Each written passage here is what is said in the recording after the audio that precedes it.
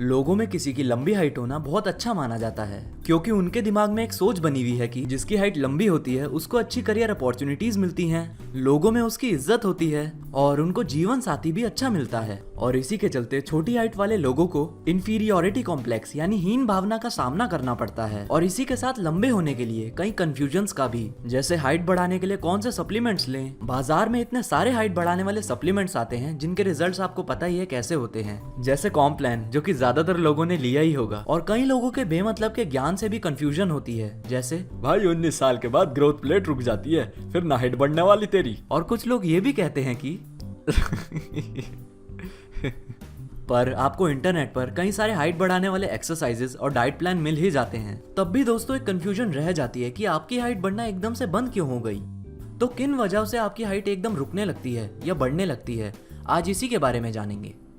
तो 3 फैक्टर्स होते हैं जिनके बारे में आपने सुना ही होगा। पहला जेनेटिक्स, दूसरा न्यूट्रिशन और तीसरा एनवायरनमेंट। तो आपने इंटरनेट पे कई सारे आर्टिकल्स या वीडियोस देखी होंगी जो ये ज्यादातर बताती हैं कि 90% आपकी हाइट जीन्स पे डिपेंड होती है। ये कुछ हद तक बिल्कुल गलत है, क्योंकि ऑस्ट्रेलिया में 3375 एक जैसे दिखने वाले भाई बहनों पर एक स्टडी की गई जिसमें ये पता चला कि मेल्स की हाइट सिर्फ 80% डिपेंड होती है उनके जीन्स पे और फीमेल्स की हाइट सिर्फ 75% डिपेंड होती है जीन्स पे। और चाइना में 385 फैमिलीज पर हुई साइंटिफिक स्टडी में ये पता चला कि मेल्स की हाइट 65% और फीमेल्स की हाइट सिर्फ 60% डिपेंड होती है उनके जीन्स पर। और क्योंकि इंडिया और चाइना नेबरिंग कंट्रीज हैं और दोनों कंट्रीज की पॉपुलेशन की एवरेज हाइट भी एक हद तक सेम ही है, तो ये कहा जा सकता है कि हमारी हाइट अप्रोक्सीमेटली 65% डिपेंड होती है हमारे जीन्स पर और न्यूट्रिशन और एनवायरनमेंट पर बाकी की 35%। और जेनेटिक्स इसलिए कॉम्प्लिकेटेड फैक्टर है क्योंकि हाइट का बढ़ना 697 अलग अलग तरह के जीन्स पे डिपेंड करता है और जीन एडिटिंग भी इतने बड़े स्केल पर इस वक्त पॉसिबल नहीं है।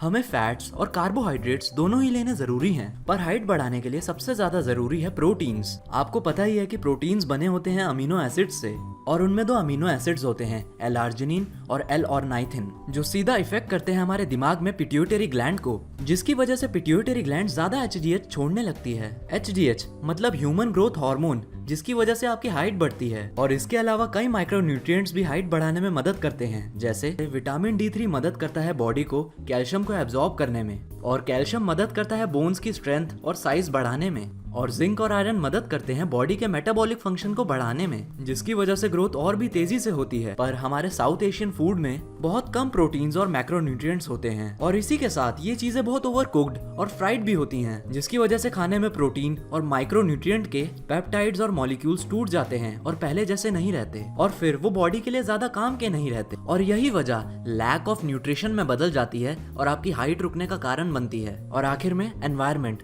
जिस पे लोग ज्यादा ध्यान नहीं देते। और इसमें एनवायरनमेंट का मतलब है किस स्थिति में और किस जगह में कोई इंसान रह रहा है। तो लंबे समय तक स्ट्रेसफुल सिचुएशन में रहने से दिमाग में कोर्टिसोल यानी स्ट्रेस हार्मोन बहुत ज्यादा बनने लगता है, जिससे बहुत गलत इफेक्ट पड़ता है आपके लार्ज और स्मॉल इंटेस्टाइन्स पर, जिससे आपके पेट में एक बीमारी बनने लगती है जिसको इरिटेबल बाइल सिंड्रोम के नाम से जाना जाता है, जिसकी वजह से आपकी आंतड़ियां न्यूट्रिएंट्स एब्जॉर्ब नहीं कर पाती और ये भी चीज कारण बन जाती है लैक ऑफ न्यूट्रिशन से आपकी हाइट रुकने का। और जैसे कि ज्यादा कोर्टिसोल डिप्रेशन को भी बढ़ावा देता है, जिसके बारे में मैंने डिप्रेशन वाली वीडियो में बताया है। अगर आपने वो नहीं देखी तो इस वीडियो के बाद उसे प्लीज जाके देखें।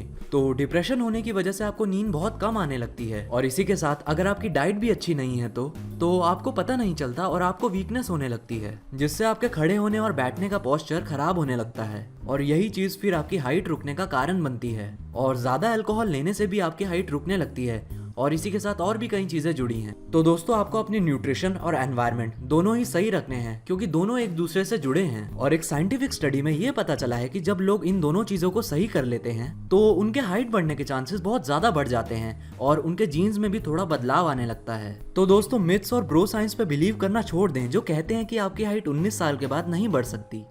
तो अच्छी डाइट लेना चालू करें जिससे आप हेल्दी रहें और टेंशन फ्री रहें और प्रॉब्लम्स का लॉजिकल सॉल्यूशन ढूंढें और अपना एक अच्छा रूटीन बनाएं और डिसिप्लिन रहें और रोजाना एक्सरसाइज करें और एक्टिव रहें। तो इन चीजों से आपकी हाइट जरूर बढ़ेगी। आखिर में मैं यही कहना चाहूंगा कि अपने जेनेटिक्स को ब्लेम करना छोड़ें और अपने न्यूट्रिशन और एनवायरनमेंट में चेंज लाएं। तो अगर आप चाहें तो हमारे फेसबुक और इंस्टाग्राम पेज से जुड़ें, जिसके लिंक्स नीचे डिस्क्रिप्शन में हैं। तो अगर ये वीडियो आपको पसंद आई तो इस वीडियो को लाइक करना ना भूलें और कमेंट करके बताएं कि आने वाली वीडियोस में हम किस टॉपिक को कवर करें, और शेयर करें इस वीडियो को अपने फ्रेंड्स और फैमिली के साथ, और सब्सक्राइब करें हमारे चैनल को जिससे आप नई नई चीजें जान पाएं, और साथ ही बेल आइकन दबाएं जिससे आपको पता चल जाए कि हमने नया वीडियो कब अपलोड किया है। और आखिर में देखने के लिए शुक्रिया।